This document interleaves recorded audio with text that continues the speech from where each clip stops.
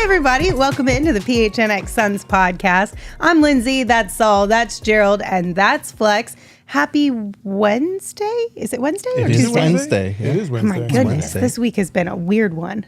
Anybody else feel? I thought yesterday was Wednesday. Yeah, if it was Tuesday, we'd be playing a specific theme on this show that you do not partake with. Nope, that died. That died a month ago. R.I.P. Or is it just resting? It died. Recharging its batteries? No, it died. Okay. It was very gruesome. I watched it. I don't know about that. It did. It did. I promise. What are we talking about later in the show today? Doggone it, Gerald. I hate you. Just want to check. Oh, man, that really bummed me out, Gerald. I'm really mad at you because I didn't actually make that connection until like literally right this second. Two people got bamboozled today, Max and you. I know.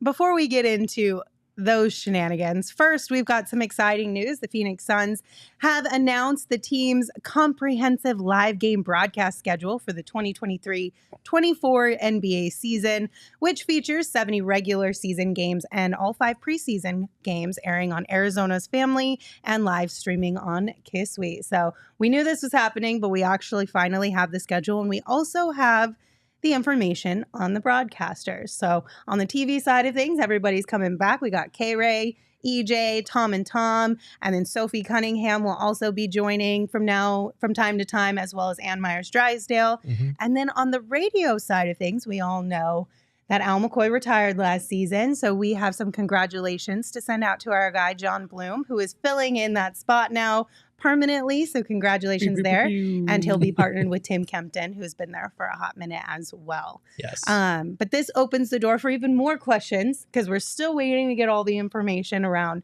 what does the streaming situation look like and all of that. Saul, do you have any information you can share with us? I do. How did I know? Yeah. So we had a question in our Discord today by Colin DeWitt, who said, on the show, could you explain the difference between 3TV, AZ Family Sports, etc., and how we can watch them?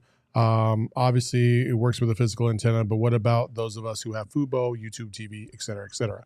Okay, so for those of you who don't know, AZ Family is the blanket for Channel 3, Channel 5, and AZ Family Sports, okay?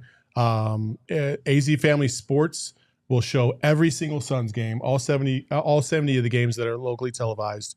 It will also be simulcasted on 53 of those games on Channel 3, especially all the ones leading all the way to January or the end of December, because they want to get people used to watching these games that maybe didn't have cable before. So that's available to them.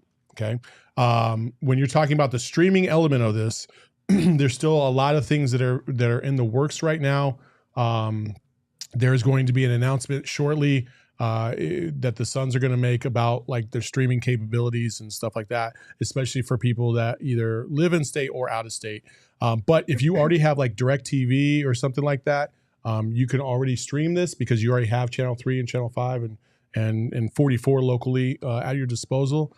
So you're good there. They're also, I can't say specifics, but they've been working on it.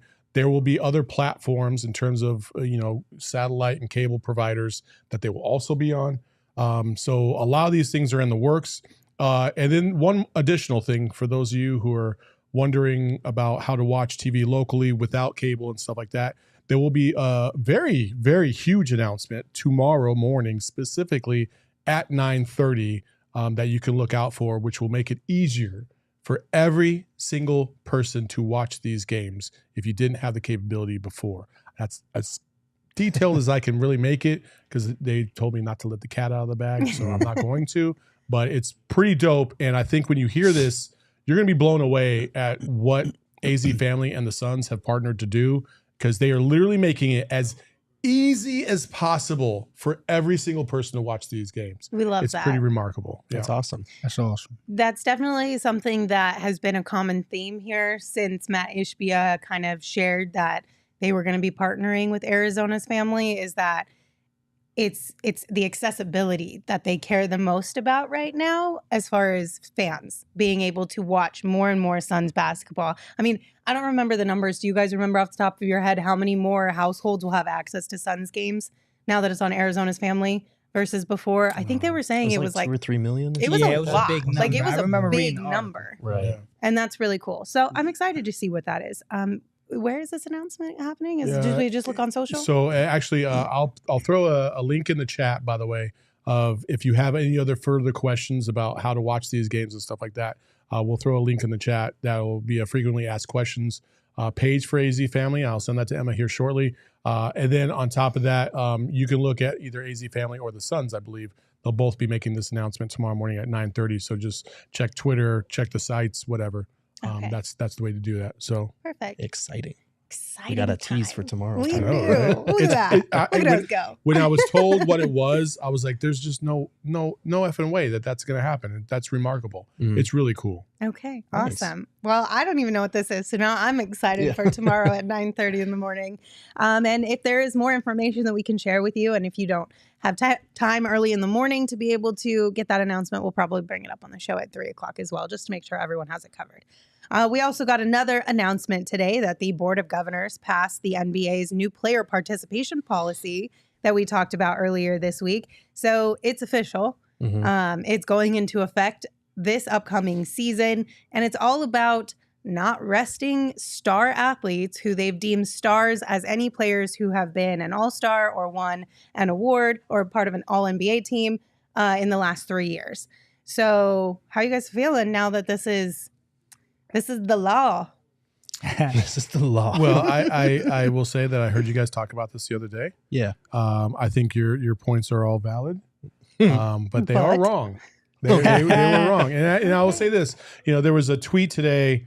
I forgot who it was by, but they had mentioned about the fact that the misconception about load management is that players are the ones that said that don't want to play, but really it's the medical staffs and the analytics behind those medical staffs. The likeliness of injury, and so if that they're making the recommendation that a said player won't play. Now, there's exceptions to that rule, obviously, with Kawhi being the main kind of culprit in this matter, but players want to play. And I'm sorry, I'm just never going to buy that, like, oh yeah, said player needs a day of rest, when basically all summer long, these guys hoop every single day. Like they ball, they train, they practice like every single day. So now you're going to tell me that when it matters, like a player doesn't want to play? Like I'm glad that the NBA is basically what it feels like now in terms of a changed perspective today. It kind of feels like that they're mandating that, listen, the medical staffs can have all the analytics that they want, but some players are just built different. Not every player is the same. One guy can play 400 straight games and not have an injury, even though the metrics might say typically what we've seen with other players is at the 25th game of the season, you need a day off. Otherwise, you're going to get injured or there's a high likeliness of injury. Well, that's not the same for everybody. Everybody's not built the same way. So I don't agree that players should be sitting out or should be forced to sit out. If the player's capable and he's able, he should play. So I agree with you for the most part. And I do agree that it probably, what we have heard over the last handful of days is that a lot of this is coming from the training staff and people being more cautious with players. However, on the same side of the coin, some players need to be told that you need to chill out and you need to take a night off. And we can look back at recent history. Devin. We all said it after he got injured on Christmas last year that he had no business being out there for that game because he clearly wasn't ready health-wise to play in that game. And we understand why he wanted to play in it. He's competitive. It's Christmas Day. It's a big game. He wants to win. But at the same time, it's like, if somebody would have been like, nope, sorry, you're not playing, what would that have looked like after that? I guess that's you could ask the what ifs over and over, but I do think some players need to be told your body needs a break because the players will play through it because that's how they're built. And I get that. Like, listen, if you're coming off an injury and you still are not 100% according to the medical staff, I think that's different than a measure that says like, well, typically in back-to-backs, this is a high frequency of injury and blah, blah, blah, and all these rates, even though the player might be healthy. That's fair. That's what I'm going back to. If the player's healthy and he wants to play, who are you to tell him he can't play? Right. See, we talked about this before we got on. I don't care about this rule You know why? Because we got dogs. Everybody wants to play for the Suns. KD don't want to sit. Book don't want to sit. Beal don't want to sit. Lindsay brought up a great point. Chris was the guy last year that everyone talked about. But we were the ones asking. Right. him We to were like, sit. yo, please sit, dude, so you don't break down in the playoffs, right? But it wasn't Chris saying that. Chris, the player's like, heck, I'm playing. So I don't mind it. I really don't. I think there were better ways to go around it. I think there's poster boys for this. You said Kawhi. I think that's the right word. He's the poster boy for this. I don't look at the Suns as a low management team. Do y'all? No. I mean, I've never felt that they were a low management team. So I don't think this is a big deal. But you know why? You know why they're not a load management team? It's because of Devin Booker. Yeah. Devin Booker, listen, if your star player is out there willing to put it all out there every single night, who are you to sit there and be like, I'm just not feeling it tonight. Right. Like, no, you got to match his intensity. Otherwise, you'll be on the next bus out. Yeah. So, like, that's why. Like, you think the guys that tried to load manage or try to skirt the system around Kobe, guess what? They didn't last. Yeah. They were gone. That's true. Dwight Howard, bye. Gone. You didn't understand the culture that we're trying to build. Mamba it's mentality. It's a little different. You know, some other teams, when you have your stars like Kawhi, okay. Then Paul George does it, and then Gary Trent does it, and all this other stuff just kind of trickles all the way down. Do you have a problem with the national media? I saw it today driving in. I actually got a call about it. They put they had a Q&A with Adam Silver about low management. Devin was on that screen. Like his face was the face. As like this is a guy that needs to be checked. And I'm like, why is Devin on there? What was the context of the conversation that was going on when they it was a put him up Q&A. there? I was in the car. I got a call. It was a Q&A with Adam Silver about this. And they were just showing flashes of players. And Devin was on there. And then I've saw some articles about how the Suns are now affected by this. And I'm like, why are y'all doing this? It's probably because Bradley Beal last season was shut down for like the last 10 games, which would no longer be legal. Right. That would be my assumption. And the fact that they're one of the few teams that has 3 players or more that qualify That's true. for this rule. That would be my guess. I don't know. But it is interesting. I do have to ask, so there's the rule about making sure star players are available for national TV games.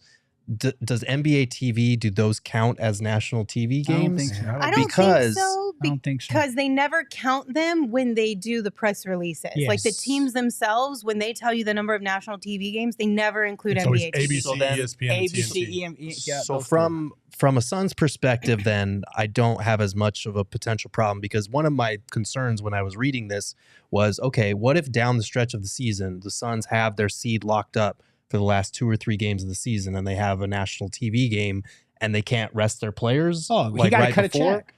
This, thankfully, the only one that they have the last 4 or 5 games is an NBA TV game, their second to last game of the season. So it doesn't affect them.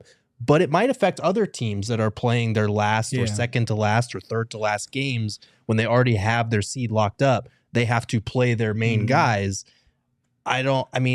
Gerald, do you have the breakdown on the fines? It's like level 1, level 2, level 3. Do you? So it was $100,000 for the first one, $250,000 for the second, and then an additional $1 million on top of that each time. So the third would be $1,225,000. The fourth All right, would maybe be not $2,235,000. Take that back. Maybe you're not cutting that check. I am interested if you could read into this though, because there are some exceptions to the rules, which we did highlight earlier in the week, but like age and how many games you've played, how many minutes you've logged, things like that. But it also says That's the LeBron rule right there. If a team feels that a star player is unable to play in back-to-back games, it must provide to the NBA written information at least 1 week prior explaining why the player's participation should be limited. So I don't know if that kind of, how do you know towards if you got the end of the season, if you could utilize that as kind of a way. It also said, I think there was another one in here where you can ask for, end of season flexibility. So you can request a little bit of flexibility around the end of the season and get pre-approval to maybe rest your players for the final 2 or 3 games heading into the playoffs. I like that. If you're seeding, I'm assuming that's what they'll use it for, but there are seemingly quite a few loopholes where as long as you play by the rules, the NBA might be like, it's okay. this one time. This feels like, hey, can Devin get a vacation day in 2 weeks? We're going to submit it. Like, Yeah. I'm gonna submit my no, PTO request. I don't know about quick. Hell All right, yeah. so Gerald, so check this out. Can you forecast having the flu a week from now? If you That's wake up different, on the though. road, no, I actually want to know the answer to that question. Now, I don't know the answer. If they're at a hotel room in Milwaukee and he wakes up the next day with a stomach bug or a flu bug, what happens then? Then you can sit out. Yeah, that's 'Cause not you're sick. rest. That's not rest. As long All right, as so you how have do you a prove a flu legitimate bug reason. or no? That's what I'm saying. Is that going to be like the biggest headline this year? This guy's got flu-like The symptoms. NBA is plagued with the flu. Right. Okay, Flu-like bro. symptoms all year Sneeze into long. this tissue for How us. do you prove annoying. that? Flu-like symptoms all day long. Or and you're talking to a guy who had 3 major back surgeries from basketball. Hey, my back hurts. Yeah. I woke up this morning with a back spasm. The soreness is the one that I'm going to have trouble with. And I think in the article on ESPN, a couple of teams expressed concern about like actual injury versus soreness and managing soreness. Because like you said, back soreness, you can't play through that a lot of the Right. time because you can either make it worse or it's too painful to even play through to begin with. That's where I'm interested to see how the league conducts its medical reviews because it's still in the team physician and team medical staff's hands as far as determining whether a player is good to go for a game. But the league will conduct its own medical reviews of those rulings. And there are certain triggers in here that they'll automatically conduct a review to make sure that it was legit. Yeah, so okay. there's going to have to be a lot of cooperation and it's going to be interesting to see the give and tug of that transparency and everything. Everything's going to have to be documented. Yeah. You know what I mean? Like, so you're talking about soreness or inflammation in your knee. Guess what? You're probably going to have to get your knee scanned. They're going to have to do some type of MRI or something like that to see, is there in fact some swelling and some soreness? Or are you just, yeah, I think it's going to rain tomorrow. My knee hurts. Like, get the fuck out of here. Like, that's not what we're talking about. You know what I mean? My wife and I were talking about that yesterday. She was like, my knee hurts. I'm like, don't you fucking say it's going to rain. I swear. I don't think that that'll be the case, like, just in general. I think that'll only be the case for maybe repeat offenders or for people who it's like, all right, how long have you been sore? You know what I mean? Like, we need to have a conversation Brandon if you're Ingram. sore every other day or something along those lines. But if you're out for 2 or 3 games with soreness and then you play pretty consistently before and after that, I don't think the NBA is going to like really look into that too much. I would be surprised anyway, because that seems like hardcore micromanaging at that point. At the end of the day, the NBA is trying to avoid, listen, it is soul crushing if you are a family that is saving money to go see, you know, to take your kids to go see some star player. And that dude is like, man, I don't feel like it today. Like, bro, that's not cool. Yeah, it's like not. I just spent hundreds. I mean, these tickets are not cheap. They're not. Like they're hundreds and hundreds of dollars. Hell, if you live in the Bay Area, you're easily spending $300-$400 on a ticket, man. Like that's a lot. So you spend that kind of money and like, you know, KD or Kawhi sits out and that's like your favorite player. That is crushing to the game. You know what I mean? And that's what they're trying to avoid. Too many times that we've seen this. The biggest culprit was, I think the example that they gave was Golden State, where Clay, Steph, and Draymond, all 3 of them sat out a game, and they were like, They played the night before at home, and then they sat out the next night away. On the road. See, that bothers But me. in Sacramento, which is only like an hour drive, like stop. Like, we got to stop this. Like, again, like, especially when you're talking about the stars, Steph Curry's of the world, Giannis is like, I'm sorry, that's what, like, Michael Jordan's words will continue to ring in my head about you just never know what kid or what family is there for the one and only time to see you play, and you have a responsibility to play on that court. Now, I understand injuries, and I get that, and I understand self-preservation because you're trying to win a title. I totally get that. So I'm not really concerned about the last 2 weeks of the season per se, because, you know, if you wrap it up, you wrap it up.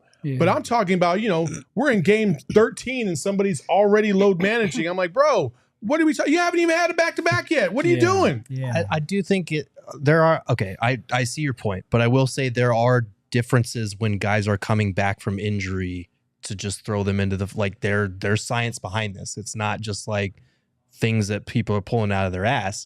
And I do think the NBA is putting a Band-Aid on its bigger issue, which is that you either need to cut down the amount of regular season games that you have if you want to prevent injuries, or you need to space it out and get rid of back-to-backs. I million percent agree. I would love to move the season up a couple weeks in October. Everybody hates back-to-backs. I don't understand why we do back-to-backs. Nobody enjoys it, even as a fan, as a player, as a member of the staff, the media, whatever it may be. Back-to-backs suck all around. And get rid of them. For whatever reason, we're seeing injuries play a more prevalent role in the NBA now than we did back in the day. I got a theory behind that. And I thought, me personally, I think it's because we as a human species are getting more athletic. We're getting faster. We're getting more bigger, stronger, faster. Yeah. Their leaping ability puts more pressure on everything, whatever you want to call it.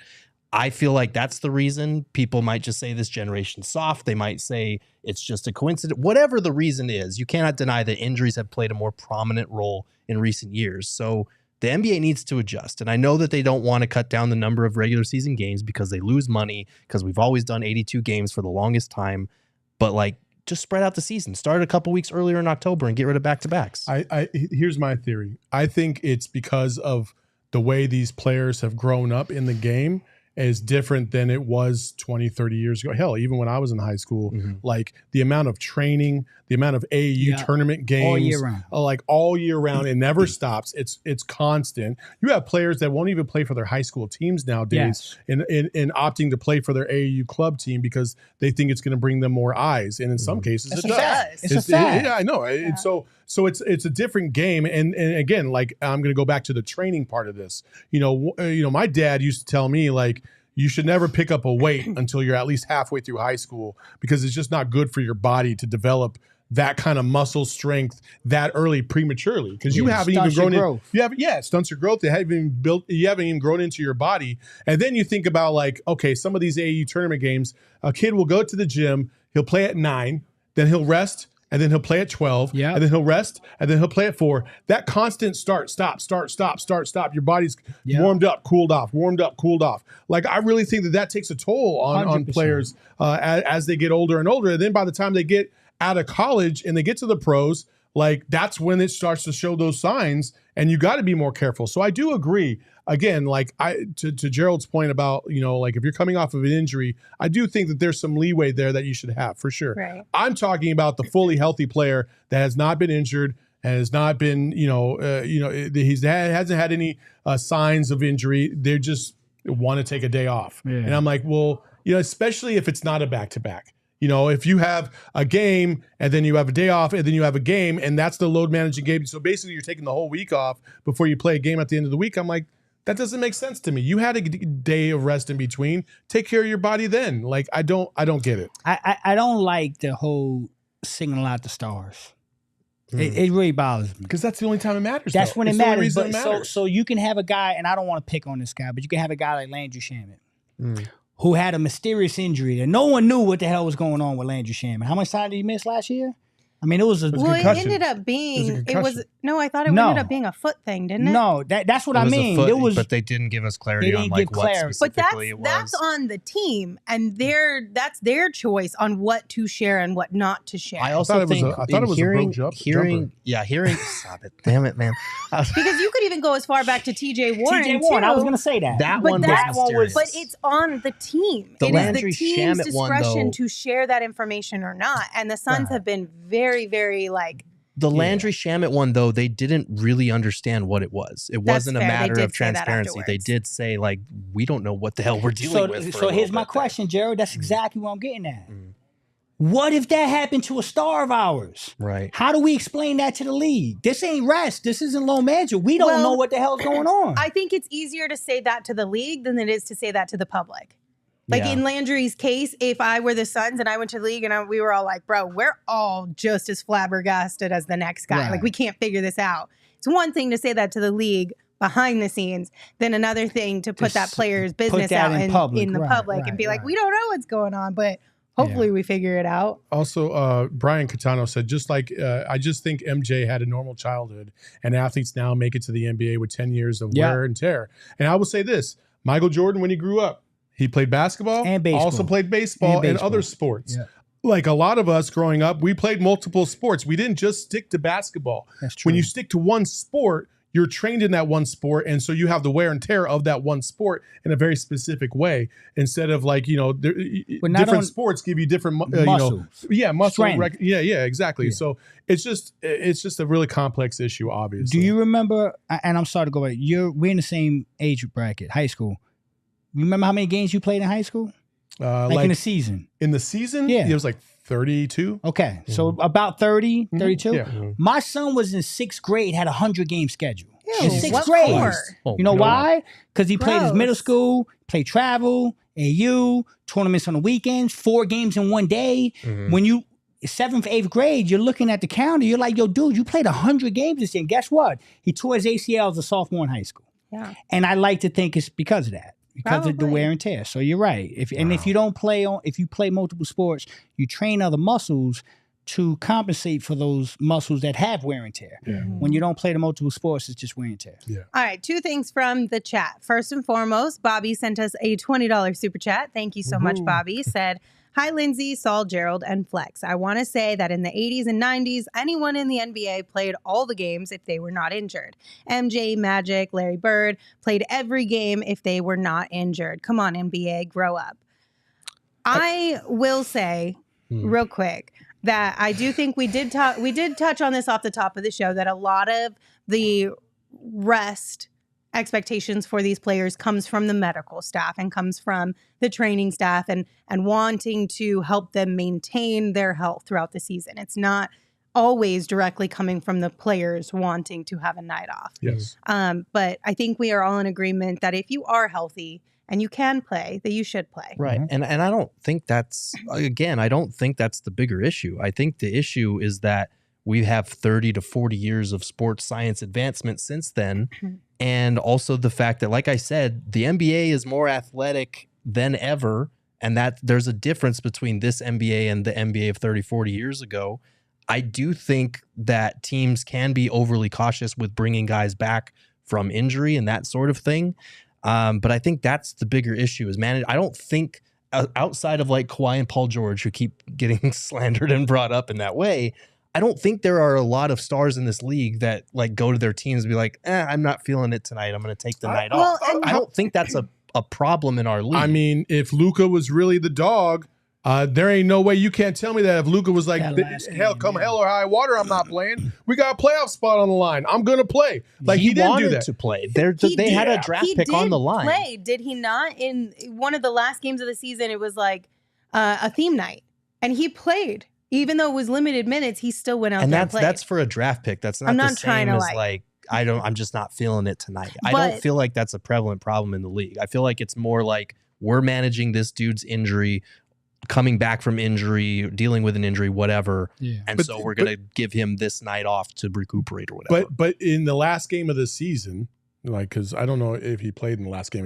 He didn't play. I think it was the last game of the season. Yeah, they had the playoff on the line. It was on the line, and they didn't play. They didn't play him or Kyrie. Yes. Doesn't that compromise the integrity of the league right there? But again, that's not a Luka decision. Luka's not going, I want to keep this draft pick, sit me out. If Devin Booker said, I'm fucking playing tonight, you think the Suns are going to be like, no, we're going to piss you off and sit you off? The Suns literally rested Devin Booker for multiple games to close the season because they wanted to tank multiple years ago. They did that. With the playoffs on the line? No. If the higher ups make the call, you only have so much room as the star. I got to preface this by saying, with the playoffs on the line, Devin Booker's never been in that position. Because if the playoffs were on the line, Devin Booker would play. I understand that difference. I'm torn with that one. I think at the end of the day, it's the organization who has the final call. Right. If they want to keep their draft pick, they're going to keep their draft pick. If you want to keep your star player, you also need to accommodate him if they really want to play. Right, but that's not the argument that we're making. Like they shouldn't have done that because they should be trying to win with Luka and Kyrie. Otherwise, why trade for him? Right. But it's not like Luka was coming to them like, I'm just not feeling it, guys. Let's just keep our draft pick. I'm going to sit. Like that was clearly a higher up decision. I get both sides. I think Gerald's right. Higher ups made that decision.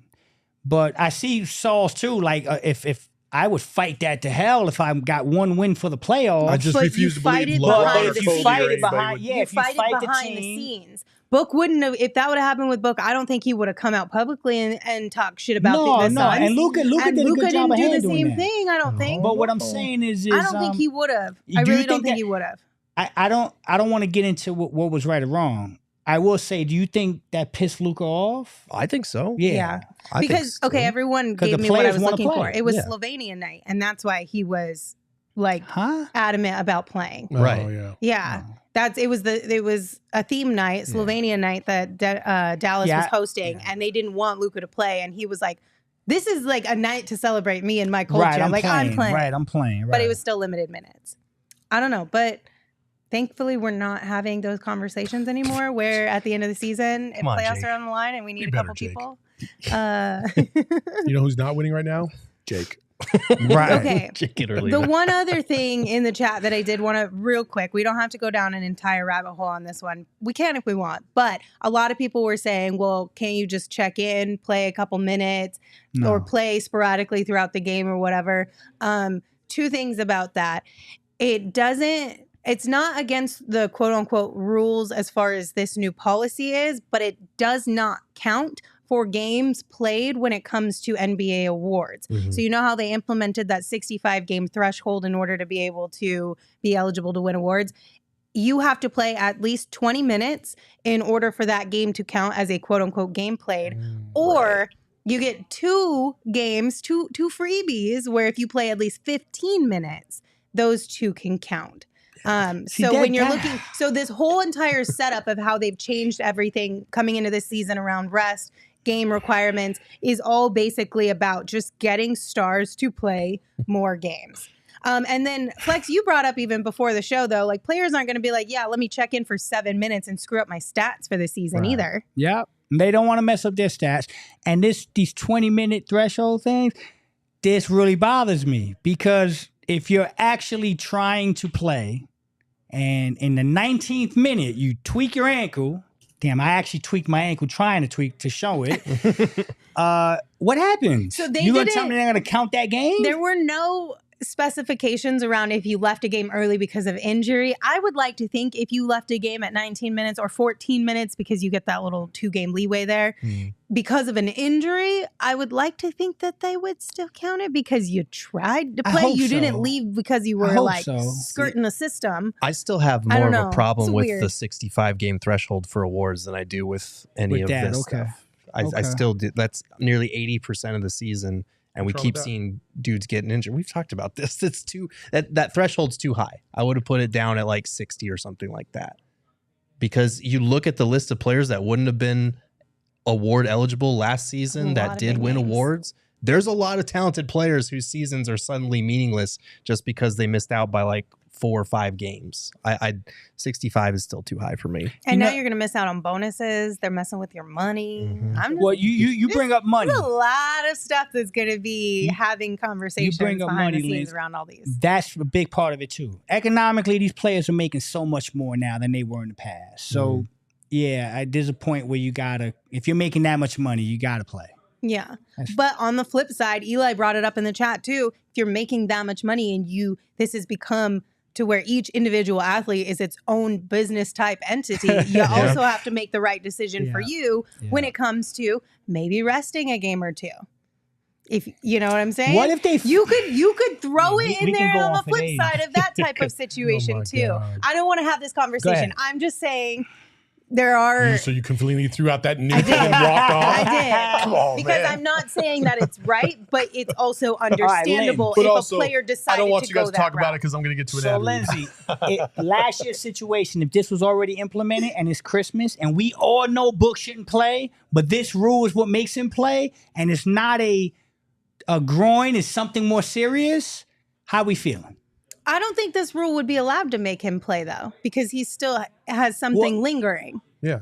And if the rule did No, make him because play, the day he and we're got talking about cleared, there was Devin nothing Booker, lingering. But my question is, So he was technically cleared that day. So that would make the NBA say there's nothing lingering. You got to play. but was he cleared prematurely? was he cleared because Probably. he forced his clearance? Probably. That's Knowing him. the thing. That's how I interpret Christmas. I'm not saying I know what was going on behind the scenes. You're right, I you're feel right, like you're right. Book went to them and was like, I'm fine. I can do this. I'm playing on Christmas Day. And they're like, okay, fine. Yeah, you're Whatever right. you say, Devin. Because it Whatever you say. really That's only fair. took like one drive, and then it was Yeah, like, it was oh, over. shit. 20 seconds. Yeah. Yeah. That's how I feel fair. like the Christmas Day thing went down. That's fair. But I could be wrong. I don't know. Fair. Okay. I didn't think that was going to get as aggressive as it did. You underestimate my power. So passionate about players resting and the NBA implementing rules. Who would have thought? Let me tell you about our friends over at Fubo TV. You can watch all your favorite college football and the NFL with Fubo. Fubo has a lot of really great elements. One, there's a mobile app that works really well no matter where you are, so you can always watch your games on the go. There's also the split screen function, so you can watch multiple games at one time, and a lot of other really great things. So go to FuboTV.com/PHNX to sign up for 15% off your first month of Fubo Pro. Also, you can check out our friend Squet. That argument made me parched, so I encourage everybody to hydrate by using some Gatorade. That's for you, Max. Oh my God. No, we're not talking about Gatorade. We are talking Mike about sodas. Saturday Neon and the best LED neon signs you can get your hands on. This company was started by two friends and former college roommates, and they make officially licensed collegiate logo LED neon signs. They come with everything you need to install, mount, power, dim, setup. It's super easy, and they're very beautiful. Go to SaturdayNeon.com, and use code PHNX for 10% off your order today and free shipping for orders over $200. Okay, guys. Jason Schaff said, what if Devin Booker is recovering from a hamstring injury, but it's on a full moon and we're in Mercury retrograde? Is that okay? No, that's Play. not okay. You have to play. Them's the rules.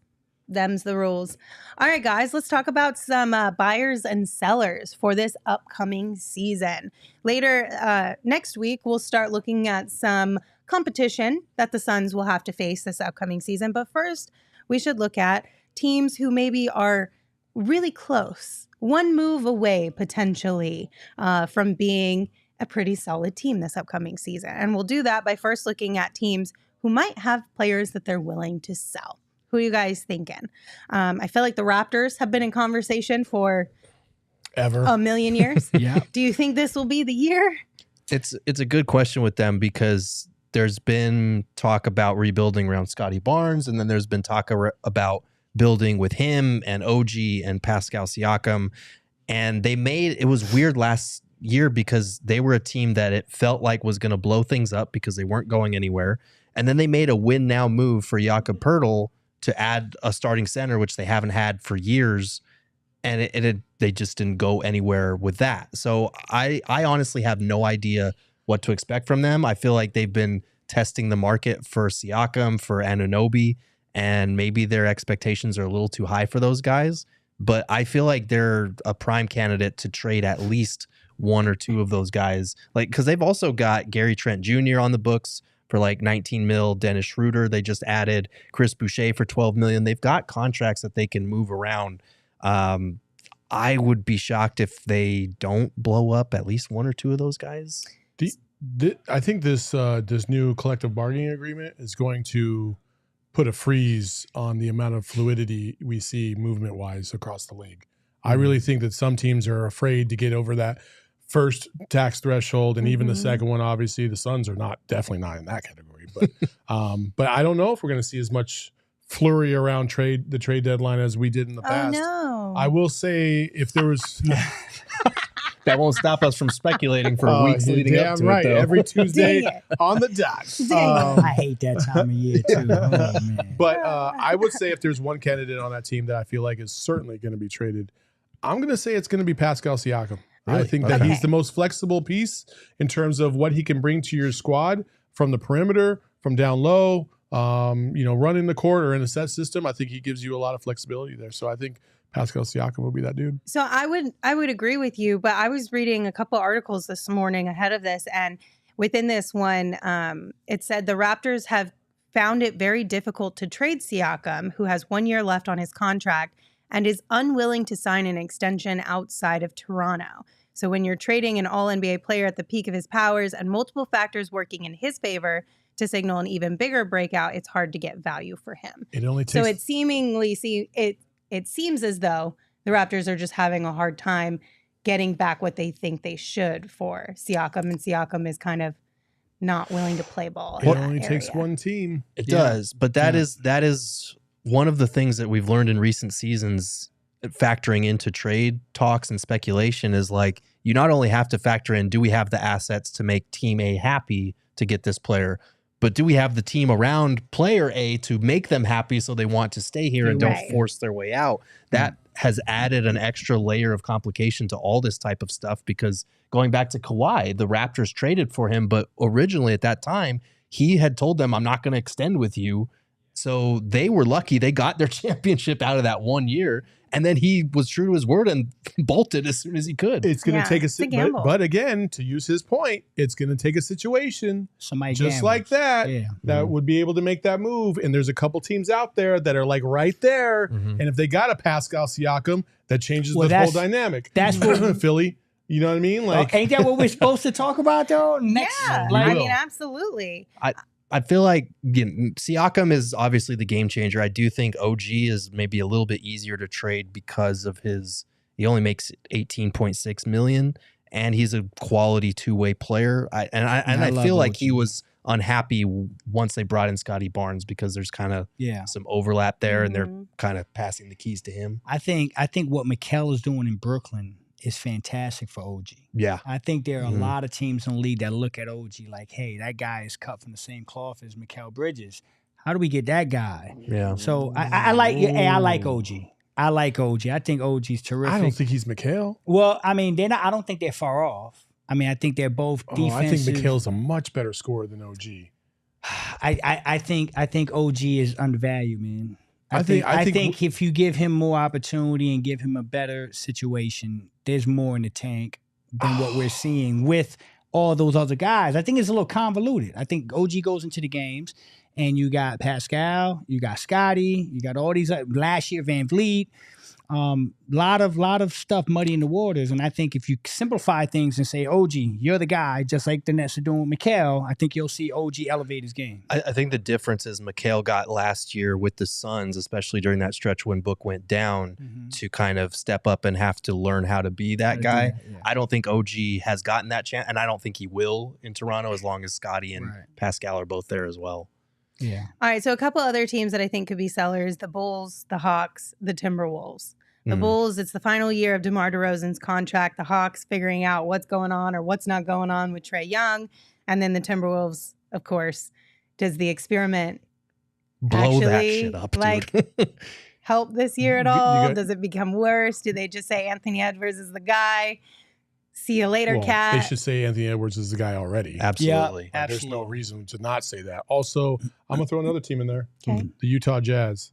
Okay. I think, they were a nice, fun story at the beginning of last season, but you can see that they couldn't stand the test of time. And at some point, you got to kind of realize, and listen, Ainge is all about collecting draft assets. Yeah. He's much like the current Sam Presti.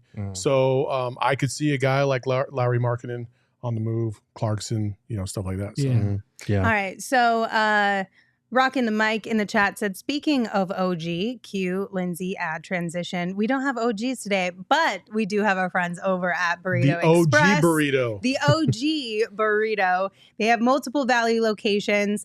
Tempe is the one we go to the most often, but they've got fantastic burrito. I love their green salsa.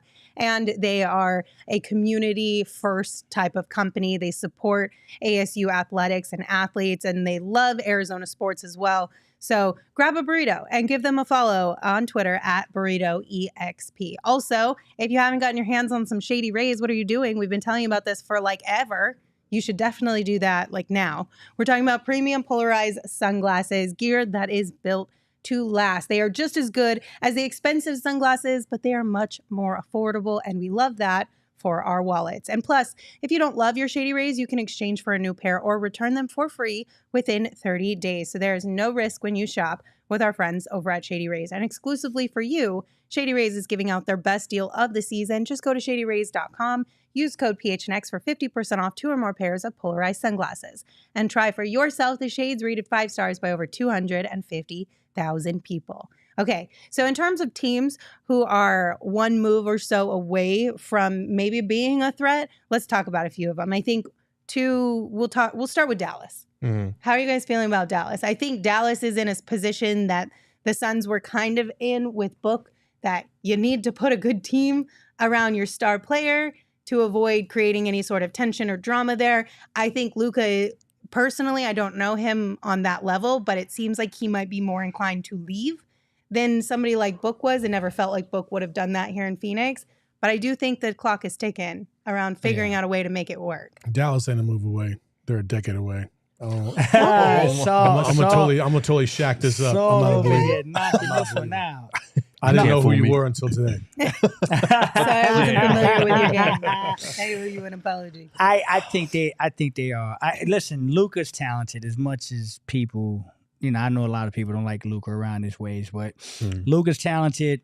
Kyrie's polarizing, but talented. And if you add a third guy there, it can get scary. It can get scary. We saw it. I mean, we saw it firsthand, right? Luka and Jalen Brunson got pretty scary for us. If it's Luka, Kyrie, and Pascal, are you scared? No. No? No. Okay. I mean, I think I don't know if they're a move away from contending, but they're a move away from being real. I mean, look at what they had when they beat us in the playoffs a couple of years ago. It was pretty much the Luka show and a lot of role players. Yeah. He doesn't need that much to make that team a threat to beat anybody in a 7-game series. I don't buy them as title contenders, and the third piece, it would depend on who that third piece is for me to buy in. Well, that's what I'm saying. But there's a reason that they were so interested in DeAndre Ayton over the summer. There's a reason that they were hunting around for a quality big man, because if you find the right pick and roll partner with Luka and Kyrie, that it is a dangerous equation. My question is what they're going to give up to get him, because they don't have a lot. Yeah. To they've offer, got right? Tim Hardaway, Grant Williams, Rashawn Holmes, Maxi Kleba. Those are kind of the contracts you would use to build up salary. Josh Green is a decent young player. Seth Curry is only on a $4 million contract, so you kind of throw him in, and from there they owe a first-round pick to New York in 2024. So they don't have a ton of draft capital either. That's true. Luka is such a conundrum for me because he's a great all-around player, but he has a specific style that he plays that isn't necessarily, I don't know, it's not star player friendly is what I would say. Agreed. You know what I mean? Like if you have other star players, Kyrie and him can barely coexist right now as we speak. Adding a third star to that mix who's also maybe ball dominant, I don't see how that works at all. You would need to get the perfect role player, and I don't know if that guy really exists that's available. Yeah. Like it'd just be very, very hard. Siakam, maybe. There might be a few other guys, but it's just that's the thing about Luka. Like as great as he is, he's a walking triple double. Like he could easily average a triple double, and you think on paper, oh, that's a tremendous all around paper. But he plays such a specific style. That's why when they beat us, they had nothing but role players around him, and Jalen Brunson was on the come up, and those role players played out of their minds. Yeah, they were shooting the shit out of that ball that series, and then the next series they didn't, and they got swept and they were out. Yeah. Like so, it's such a fickle thing with Luka. You don't know which way to go. Honestly, if I was the Mavs, I'm like, you're kind of in a tough spot because Mavs fans love Luka. They love him, and they should. I mean, if Luka was a Sun, we'd love him, but he isn't, and we don't like him, so it's okay. I don't know. There's something about Luka that I just feel like does not gel with other star players at the same time. I don't see it happening. Yeah, I mean, I've had conversations behind the scenes. He's polarizing behind the scenes, man. There's a lot of players that just don't like playing with him. His own teammates. I mean, that's a fact. I mean, it's hard to play with Luka. It's hard to know what your role really is in the game with Luka. Yeah. And so I think it's hard to attract star talent because of that.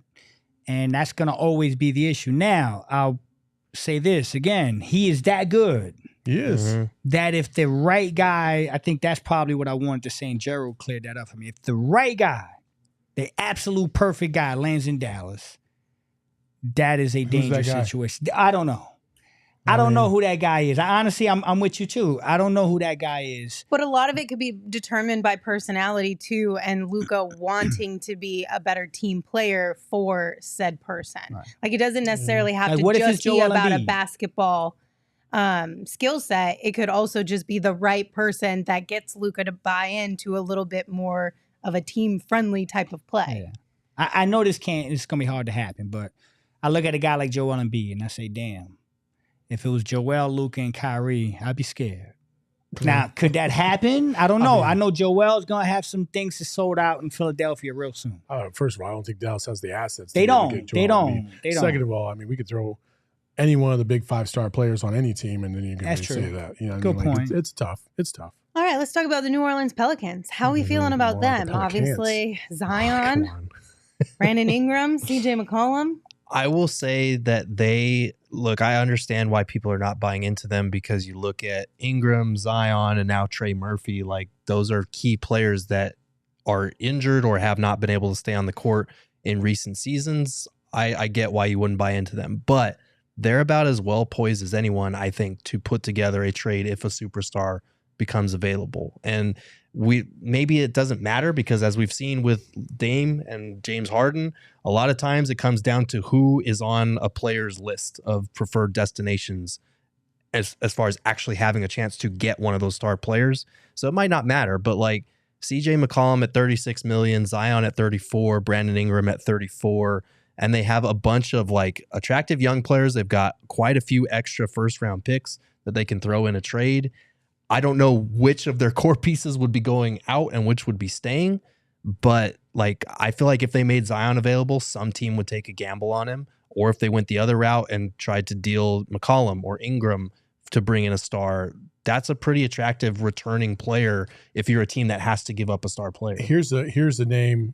I don't know if this is possible. I'm just throwing shit out the wall to see what sticks. There's a team that I'm sitting there. As soon as you said Brandon Ingram, I was like, on a 1-year flyer, because he's not allegedly he's not going to re-sign a contract in New Orleans right now.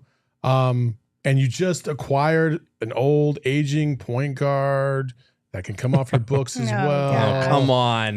You're not trying to trade him again, are you? I'm just saying, Brandon Ingram on the Warriors would be electric. Come on.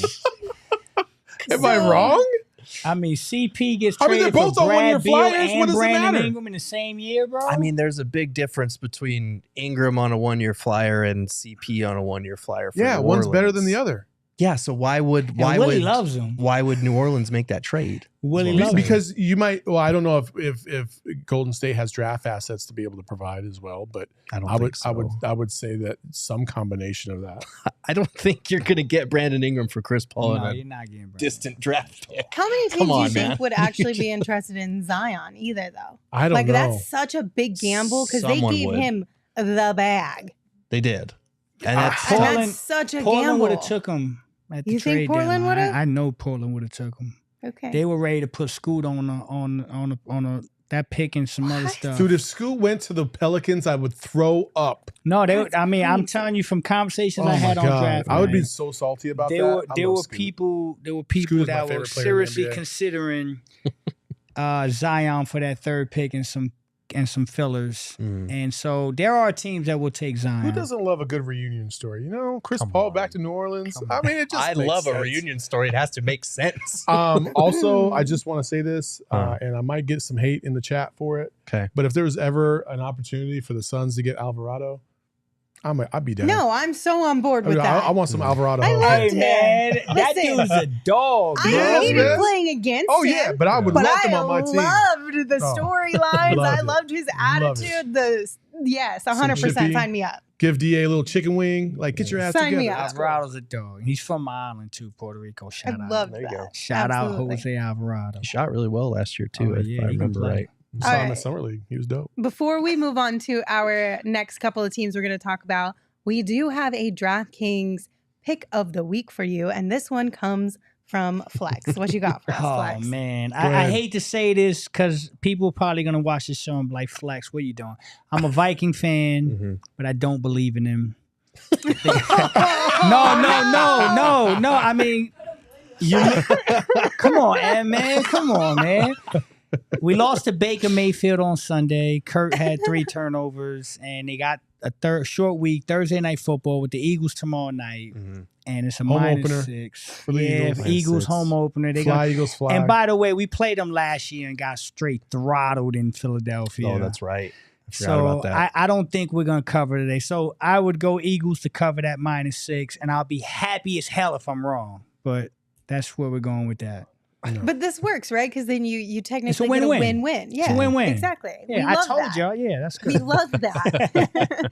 All right, I got a whole bunch to tell you guys, but make sure you get in on the NFL Week 2 action with DraftKings Sportsbook. Download the app right now and use that code PHNX to sign up. New customers can bet just $5 and take home $200 instantly in bonus bets. Only on DraftKings Sportsbook with code PHNX. The crown is yours. Here we go, everybody. The gambling problem? Call 1-800-GAMBLER or visit www.sot1800gambler.net. In New York, call 877-8-HOPE-NY or text HOPE-NY 467-369. In Connecticut, help is available for problem gambling. Call 888-789-7777 or visit ccpg.org. Please play responsibly on behalf of Boost Hill Casino and Resort KS. 21 plus, age varies by jurisdiction, void in Ontario. See sportsbook.com, DraftKings.sports.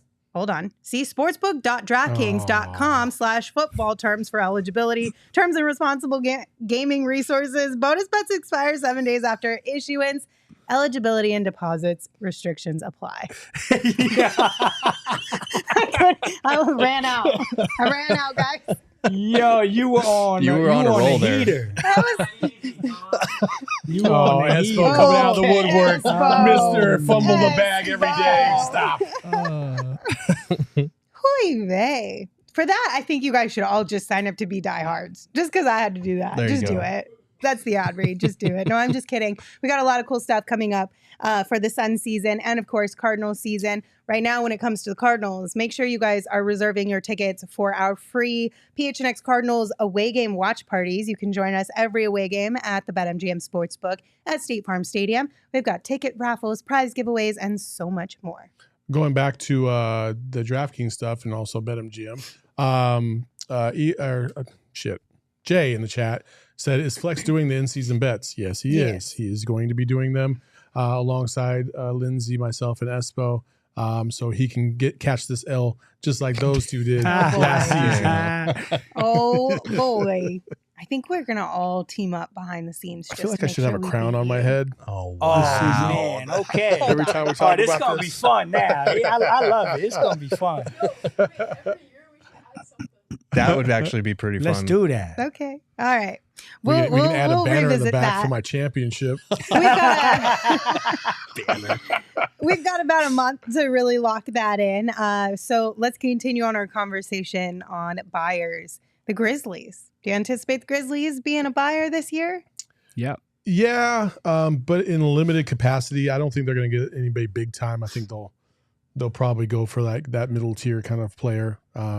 It also depends on how they play without Ja the first 25 games. Right. If they are just absolute dog shit, Yeah. then they might not even try. They might just say, hey, we'll just ride with Ja until the end of the season and then retool after that. But if they play very, very well without Ja, then hell, I mean, everything's on the table, I would think. Go ahead. They have played well with Ja the last couple of years. Obviously, a little bit different team, but they've been without able, Ja. they've been able very good to without. beat some pretty good teams without him. I do think it'll depend heavily on how they do these first couple months.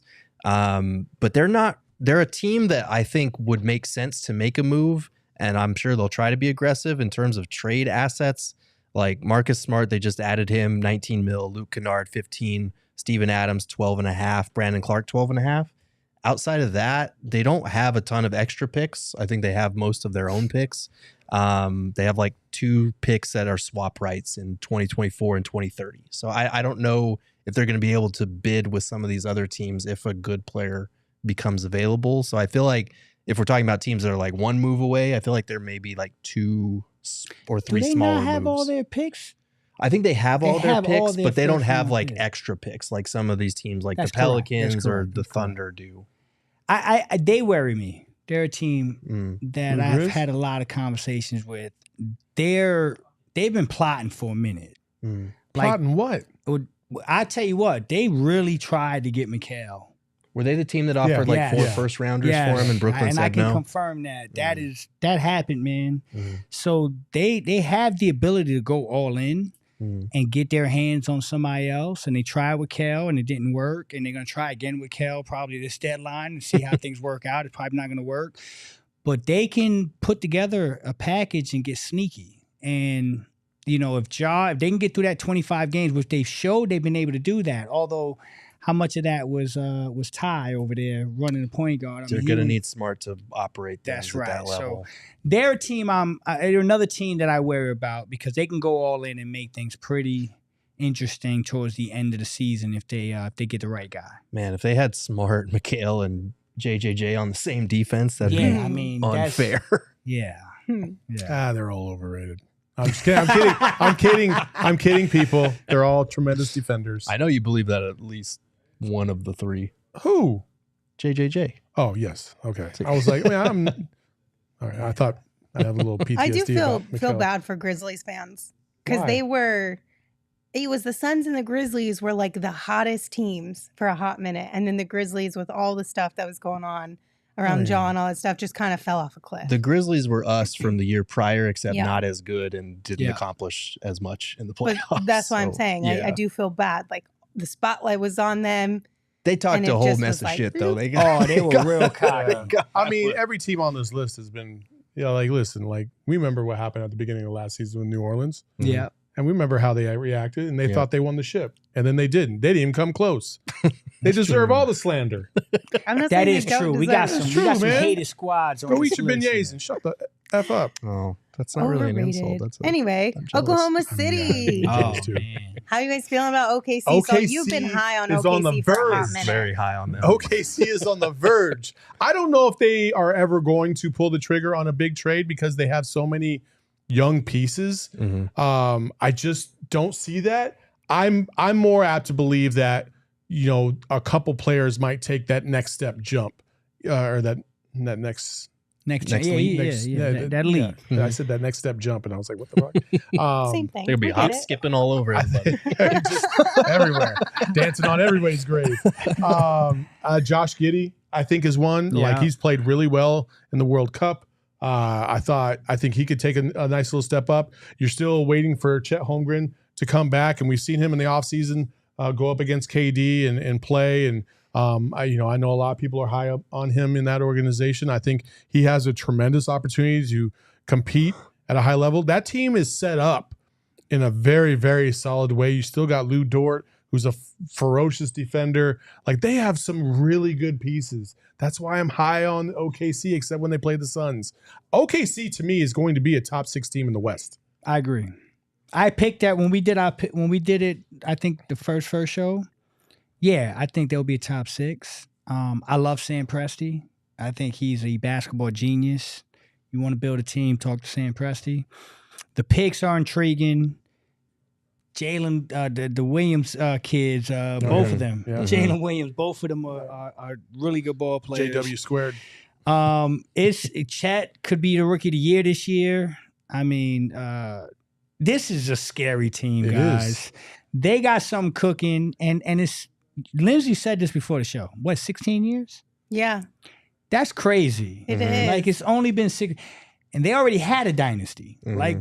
They were right there, and they might be building something even crazier with this version. But the problem with this team is that it again, just like us, kind of in some regard, they can only stay together for so long because if these guys all ball out, they're gonna need to get paid, and they can't afford all of them because they're gonna hit a salary cap. So you kind of, I know Sam Presti was stacking up picks, and to his credit, he's cashed in on a lot of those picks. They've come through big time. At some point, you don't have the money to pay said picks down the road. Now, they got a little while to go, I think 3 or 4 years, but still. But I think everybody's talking about, when the Suns' 3-year window right here, when KD's here, when that's over, who's going to be that next team?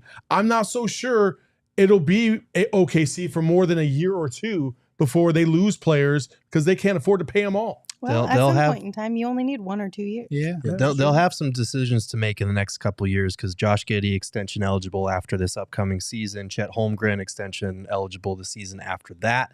They don't necessarily have to at that point. They could push it back a year to restricted free agency like we've seen the Suns do in the recent past. But yeah, to your point, for this year at least, though, they have a pretty nice setup in terms of contracts you can stack together for a star.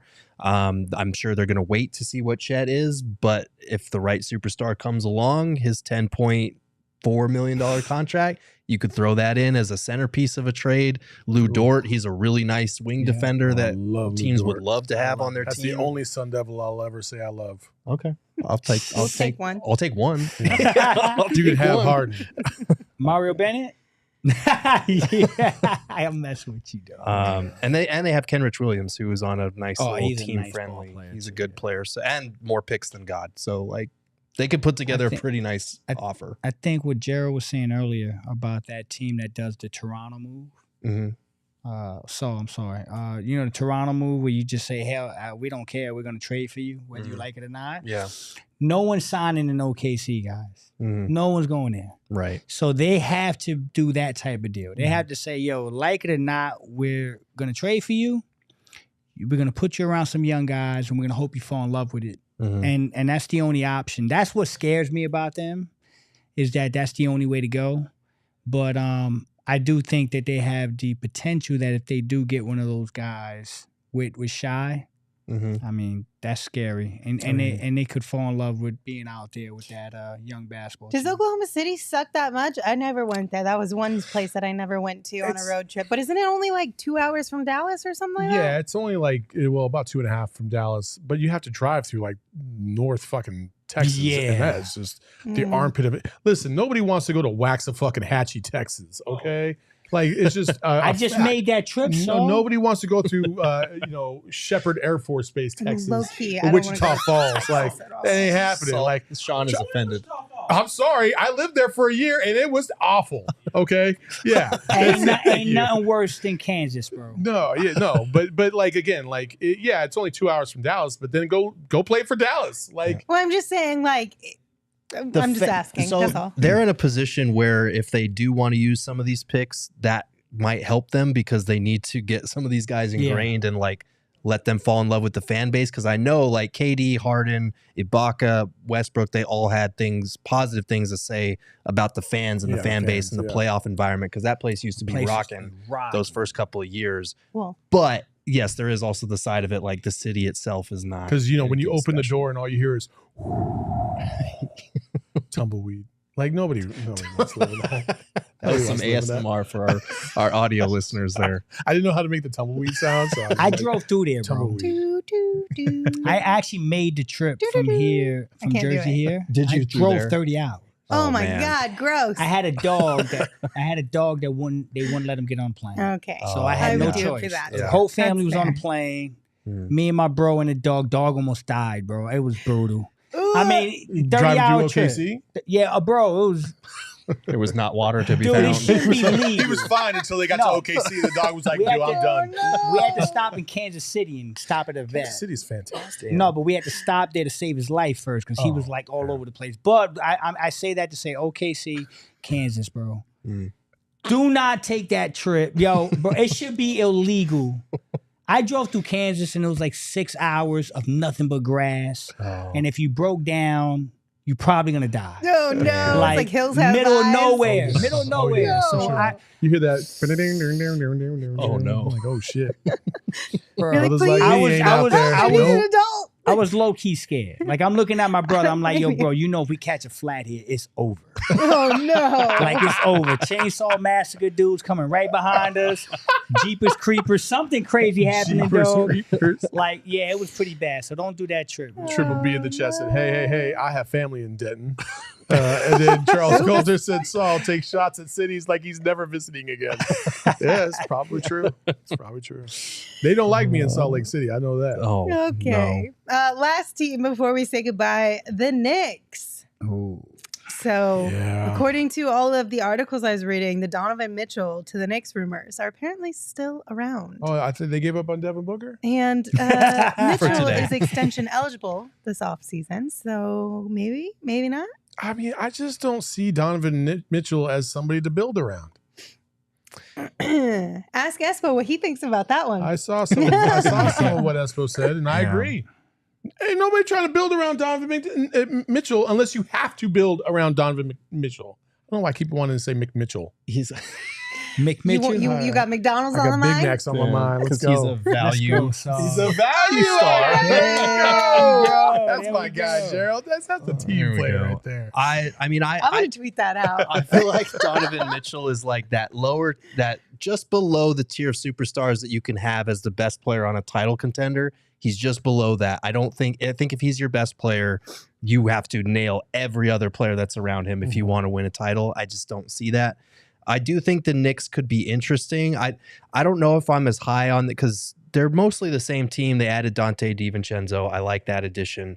But they do have some extra picks from the Mavs and the Pistons, I think, that they could throw in a trade. And they've got some roster flexibility as well. Julius Randle, it feels like we're alternating years where he's like, all NBA player, we need to trade him. All NBA player. So I don't know what we are on that cycle. But they're a team that could make a move, I think. I think the Knicks are my dark horse team in the East, as they are. Don't fall in that trap. No. Listen, Every year we hear that shit. I think they're my dark horse team as currently constructed. I think the RJ Barrett thing is very intriguing. I do think that if they make the move to get the guy we're talking about, that's the piece they're going to use, which is RJ Barrett, some picks and some fillers. Man. Pay attention. I'm going to keep saying this, guys. Just watch Philly. There's some stuff brewing in Philadelphia that people don't want to talk about because it's September. Right. Wait, but do we not agree that Philly is already a step above all these teams we've talked about? Oh, today? no, I'm not talking about them. I'm talking about watch them Knicks? as a team that may gotcha. trade somebody to make someone else better. There's a lot of craziness going on in Philly, and it's September, so it's being kept kind of quiet. But I expect things to really rev up in Philly. And it's probably good timing for my guys out there at PHLY, right? They just started. So. Real quick, going back to the Knicks, though. The Knicks, listen, they haven't been relevant since Latrell Sprewell. And ironically, they chose mellow erasure. Listen. I will not stand for it. Listen. Well, they haven't gotten to the finals since then. You can still be a playoff team and be relevant. Well, ironically, when we talk about Latrell, these Knicks teams also choke quite a bit. Oh my! Hey, Saul just came back, Yeah. spicy as hell. He is just PJ shooting. Carlson rolling You over can in catch a his stray. You can catch a bed. stray. And you can catch a stray too. Yeah. listen, the Knicks, man, they are such a conundrum because they are always looking for the my superstar, and they can never get the superstar. And it's mostly because their organization has just been a dumpster fire in terms of ownership and stuff like that. So, boo boo, yeah, absolutely. Listen, I don't know. I don't know if they can really make any moves that are gonna make them not boo boo. Yeah, I don't know. RJ's trade value is high. It's not low. I wouldn't say that, Triple B. RJ with some picks, they can get somebody. They can get somebody. And listen, Uncle Wes and Leon and them guys over. They've been patient, man. They've been patient. They thought they had the Donovan Mitchell deal in the bag. I remember thinking that deal was done, and then there was some miscommunications. But they're waiting for that player, bro. They're the team to watch out for. The next superstar that really comes unhinged, the Knicks are going to be all over it. Really think they were trading for Donovan Mitchell, but they were really trading for Davion Mitchell? Or what are we doing here? They thought they had that deal done, guys. I am curious, though, because I feel like after his summer with Team USA, teams are going to look at a Knicks trade offer for a star and be like, we want Josh Hart. And my question is, do the Knicks say yes on that? Because I honestly feel like it could come down to that. They should not. They shouldn't. But they're going to say yes because they missed out on this Mitchell deal last year because of a similar situation, and they just can't afford to do it again. I love Josh Hart, bro. I don't think that's a guy you want to keep. He could play on any team in the league. I don't think they have the wiggle room to keep passing up, though. Yeah. Like the next guy that comes available that they can get in the mix with, they got to pull that damn trigger or they're going to burn that stadium down. Hopefully they don't. But Laking Ball has a super chat. Can I read it? Yeah. If the Suns don't win the ship this year, what are we saying? What could go wrong? And would we blame Vogel or the big three? And who would we praise when they win it. First, Damn, slowly. everybody's catching strays if they don't win it this year. You know that's what's going to happen. DA probably being the most prevalent one, even if he averaged 30 and 20. Stop. And then who do we Once praise? he does that, And he who- won't be. And who do we praise when they win it? We praise us. We praise us, the fans, because For we've been here sticking around. forever. We deserve a ship. We all deserve that shit. Let's go.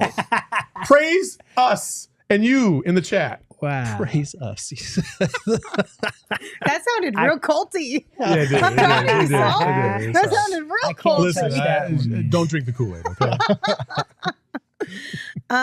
Yeah. I don't really want to play with. I don't want to participate in this exercise. It depends on how It's they a little bit lose. sad. Depends on how they lose. If they win, it's going to be the big three. It's going to be Ishbia. It's going to be Vogel. It's going to be If they, everybody. yeah, that's if they involved. win, mean, there's if not a it's- single person who won't Yeah. get flowers. That's what I'm saying. If they win, it's everybody. Yeah, Right. it's I everybody. mean, it's everybody. As it should be, honestly. Yeah. It very well should If be. they everybody lose, if it it'll be wins. like you said. It'll probably be DA. It'll probably be DA. It'll probably be KD. Vogel to some extent. It'll probably be, honestly, if they're losing, we might be dealing with a situation where one of the big three was hurt or something, because Yeah. we've seen that happen plenty of times in any big three. So Half-Life Heroes, I'll join you. Yeah, I was going to say, That's Half-Life Hero depressing. said, my brother and I are getting matching Suns champs tattoos if we win. I will say, if you guys ever get a Suns tattoo, like, let us know before. We want to be. Didn't I- I'll jump Didn't in. I say no? Didn't we I? just want to I- know so that we can, like, I chat actually about did some a things. show. I actually did a show during the finals run. I mean, I put that out there. I'm getting the whole arm done. Are you? The whole thing? The whole arm is going to be the Suns championship trophy with a. okay. I'm doing it. I mean, the day after we talked about it, right? The tiger in the room. I said I'm going to be no shirt. I'm going to be in Vegas. I was actually going to do a mural on my arm from top to bottom of the championship trophy, but then I was going to have like little silhouettes of all our PHNX peeps. So I was going to have Gerald laying down on the tiger. You're on the tiger lying. bed. Stop lying. picturing Come the on, Blades of Glory tattoos. Our faces Oh, are peeking He's out. going to pick on cartoon faces. Yo, we getting a tat? I'm getting it. Yo, Suns win a championship. I'm getting a I tat. I I'm promise right there with you, you. I'm getting the I'm next doing it. day. Gerald and I are getting, TBD. We'll let you know. Gerald, come on, man. I don't have any tats, man. Gerald and I You are got TBD. nothing? I got no tats. I got a tat on my chest and I got a tat on my arm. How about you, Lens? You got Yeah. no tats? I got a couple. You got a couple. Yeah, I got a couple. You got to get the championship tat. Oh. I mean, he got you. We'll see. We'll see. We'll see. I don't think We that's will happening. cross that bridge when we get there. We'll see. I love my And when she PHNX says fam on that, her she means, forehead. I hope you forget, so I don't have to talk about this anymore. And with that, we will say goodbye. Thank you all for joining us. We appreciate you as always. I believe we have a very special guest joining us tomorrow. So Big make sure time. you meet us right back here at 3 p.m. to catch this show live. If you are here on YouTube, hit the thumbs up on your way out. Also subscribe and turn on notifications. If you are listening wherever you get your podcast, rate, review, and subscribe. We really appreciate it. Until we see you tomorrow, you can follow the show on Twitter at PHNX_Suns. You can follow me at Lindsay Smith AZ. You can follow Saul at Saul_Bookman. You can follow Gerald at Gerald Bourget. And you can follow Flex at Flex from Jersey. Who wants to take us home today? I'm in a chair. Whatever he normally says, ahoy hoy. Hey yo, my lifestyle is retro. Tell the Phoenix Metro. Megas in control and he ain't never gonna let go. PHNX though, Lindsey, Gerald, Espo. Saw past the ball, we here to turn up the tempo. Got to understand me, I'll always rep the family.